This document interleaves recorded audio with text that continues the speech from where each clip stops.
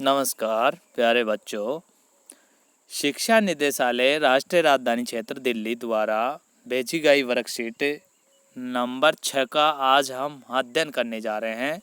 विषय विज्ञान है। आज तारीख है 14/10/2020। आज हमारा टॉपिक है विद्युत धारा के तापीय प्रभाव। देखिए दोस्तों, विद्युत धारा क्या है? जिससे हम विद्युत होती है, जिससे हम प्रकाश को उत्पन्न होता है। हमारे इलेक्ट्रिक जो मशीनें होती हैं उनको हम चलाते हैं, वो विद्युत होती है। और उसके तापीय प्रभाव क्या होता है दोस्तों, मैं आपको थोड़ा सा बता देता हूँ कि जैसे कि आप विद्युत इस्त्री देखिए आपने, जो प्रेस हम कपड़ों पे करते हैं, उसको जैसे हम प्लग में लगाते हैं वो गर्म हो जाती है, तो वो उसका विद्युत धारा का तापीय प्रभाव है। जैसे हमने हीटर को प्लग में लगाया, हीटर गर्म हो जाता है, वो भी विद्युत धारा का तापीय प्रभाव है दोस्तों। अब देखो हम यहाँ पर पढ़ने जा रहे हैं। देखिए दोस्तों, मेरे साथ साथ आप भी इसका अध्ययन कीजिए और आगे बढ़िए। स्नेहा ने देखा कि उसकी माँ ने खाना पकाने के लिए एक इलेक्ट्रिक हीटर का इस्तेमाल किया और अपने कपड़ों की सिलवटें हटाने के लिए बिजली के प्रेस आयरन का इस्तेमाल किया।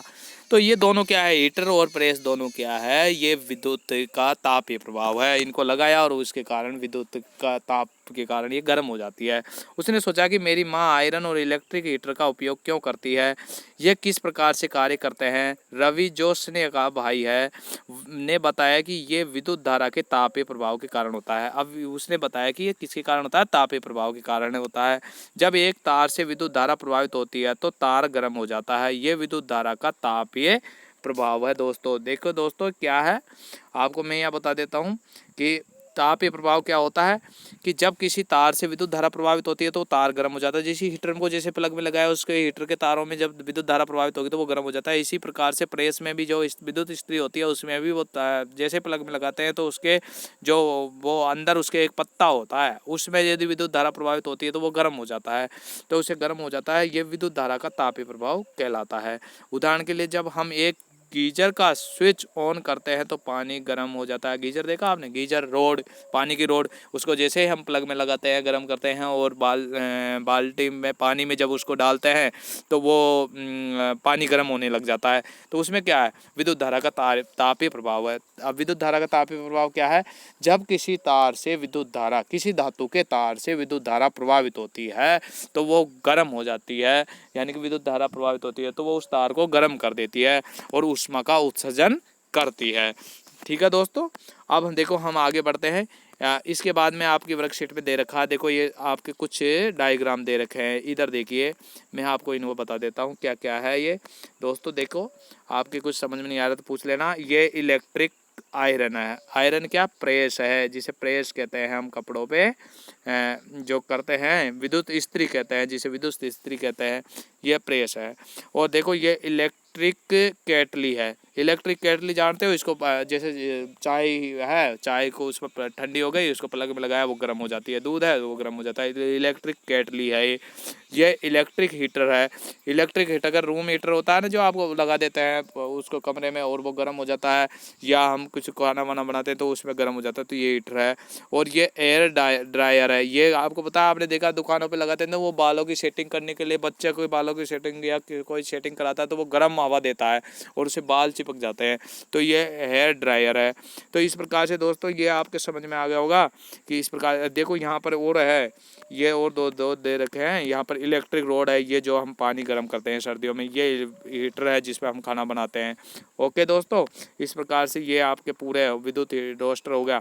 अब देखिए यहाँ पर एक और है, आपको विद्युत संयंत्रों में उपयोग होने वाले फ्यूज। अब देखो ये क्या है? देखिए दोस्तों ये क्या है? फ्यूज है।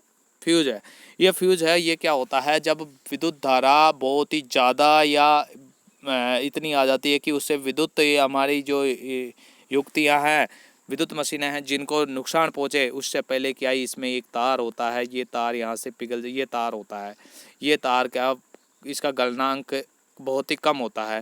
वो यानी कि ये यूं ही थोड़ा सा गर्म होने पर ये पिघल जाता है और यहाँ से क्या होता है, ये टूट जाता है, अलग दो भागों में हो जाता है और विद्युत धारा को रोकता है, विद्युत परिपथ को बंद कर देता है, जिससे हमें बड़ा नुकसान होने से बचाया जा सकता है। तो विद्युत सानिध्य में उपयोग होता है फ्यूज। फ्यूज का क्या है, ये जब विद्युत धारा बहुत ही ज़्यादा आ जाती है तो ये यहाँ से ये तार पिघल जाता है और विद्युत परिपथ को बंद कर देता है और धारा को रोक देता है, जिससे हमारे उपकरण जलने से बच जाते हैं।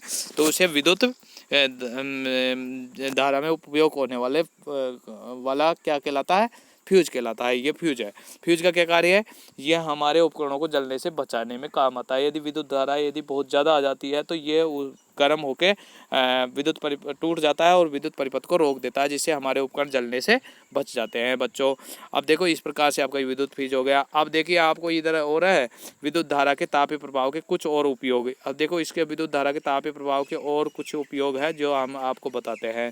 देखिए दोस्तों यहाँ पर क्या क्या है, इधर देखो उपयोग है, कुछ विशेष पदार्थों के बने तारों को जब तारों से जब अधिक विद्युत धारा प्रभावित होती है तब ये शीघ्र ही पिघलकर टूट जाते हैं। इन तारों का उपयोग विद्युत फ्यूज बनाने में किया जाता है।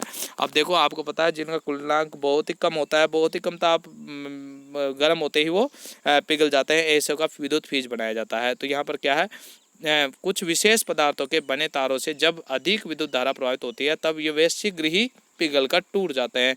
इन तारों का उपयोग विद्युत फ्यूज बनाने में किया जाता है। ओके दोस्तों, तो ये क्यों किया जाता है, क्योंकि इनका गलनांक कम होता है। गलनांक उतनांक के बारे में आप बड़ी कक्षाओं में आगे पढ़ेंगे। ठीक है दोस्तों। अब देखो विद्युत फ्यूज क्या होता है। विद्युत फ्यूज एक सुरक्षा युक्ति है। विद्युत फ्यूज क्या है, एक सुरक्षा युक्ति है। तो इसमें सुरक्षा युक्ति क्या होती है, जो सुरक्षा करे, जो विद्युत परिपथ की क्षति और संभावित आग के प्रति सुरक्षा प्रदान करे। मैंने बताया कि जब विद्युत धारा बहुत ज़्यादा आ जाती है तो वो हमारे उपकरण जल जाए, आग लग जाए, इनसे बचाव के लिए वो फ्यूज उड़ जाता है और फ्यूज उड़ जाने से वो विद्युत परिपथ भंग हो जाती है, विद्युत परिपथ टूट जाता है बीच में से और विद्युत धारा रुक जाती है, जिससे हमारे कोई हादसा होने से बच जाता है बच्चों। इस प्रकार से आपकी ये वर्कशीट कंप्लीट होती है। अब देखो अभ्यास के कुछ क्वेश्चन दे रखे हैं। अब देखो यहाँ पर कोई ये आपके इस वर्कशीट में से ही निकले हुए क्वेश्चन है, तो इसको हमें सोल्व करना है।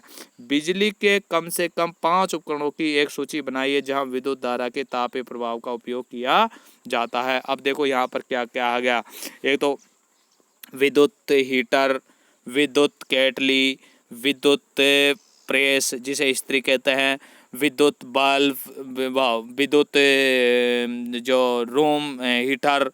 ठीक है, ये कितने हो गए, देखो विद्युत प्रेस, विद्युत हीटर, विद्युत रॉड, विद्युत केटली और विद्युत क्या, आपको देखो इसमें से और भी बच गए यहाँ पर, विद्युत टोस्टर और विद्युत टोस्टर, विद्युत एयर ड्रायर और विद्युत केटली हो गए। काफ़ी है। इनमें से आपके ऊपर दे रखे हैं डायग्राम, इनमें से ये चित्र दे रखे हैं, इन्हीं में से आपके 5 नाम आप लिख देना।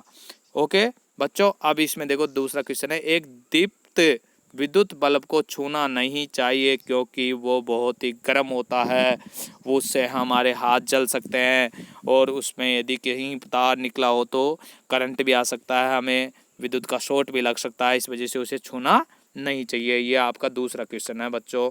ठीक है, इस प्रकार से यानी कि दीप्त विद्युत बल्ब को नहीं चलाना क्योंकि वो गर्म होता है, विद्युत धारा के प्रभाव के कारण वो गर्म होता है, हमारे हाथ को नुकसान पहुंच सकता है। एक विद्युत फ्यूज से आप क्या समझते हैं, विद्युत फ्यूज क्या होता है, मैंने बताया दोस्तों। ये विद्युत फ्यूज का आपका देखो यहाँ पर ये विद्युत फ्यूज का ये रहा आपके पास में, ये थर्ड क्वेश्चन का आंसर ये रहा आपके कि ये होता है विद्युत फ्यूज संभावित क्षति को सुरक्षा प्रदान करता है, ये थर्ड क्वेश्चन का आंसर है। इस प्रकार से प्यारे बच्चों आपकी ये वर्कशीट कंप्लीट होती है। अब मेरे हिसाब से आप सभी बच्चों के समझ में आ गया होगा। फिर भी किसी की कोई डाउट रह गई हो तो आप मेरे नंबर आपके ग्रुप में है, उसमें से आप मेरे से पर्सनल संपर्क करके मेरे से पूछ सकते हो। मेरे व्हाट्सएप नंबर से आप कॉल करके मेरे से अपनी डाउट क्लियर कर सकते हो। अब हम नेक्स्ट वर्कशीट पर मिलते हैं।